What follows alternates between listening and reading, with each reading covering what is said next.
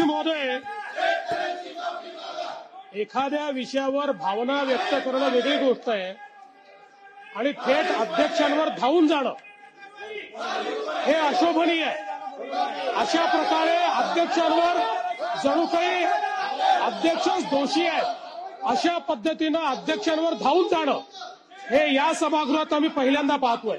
लोक वर गेले नाही तसं नाहीये, पण ही पद्धत कुठली आहे की अध्यक्षांच्या अंगावर धावून जायचं? ही पद्धत योग्य नाही, अतिशय अयोग्य पद्धत आहे। अध्यक्ष महोदय, नानाभाऊ हे स्वतः अध्यक्ष राहिले आहेत।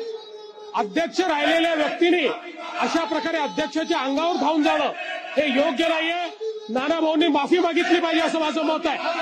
नानाभाऊंनी माफी मागितली पाहिजे, त्यांनी माफी मागितली पाहिजे अध्यक्ष महोदय।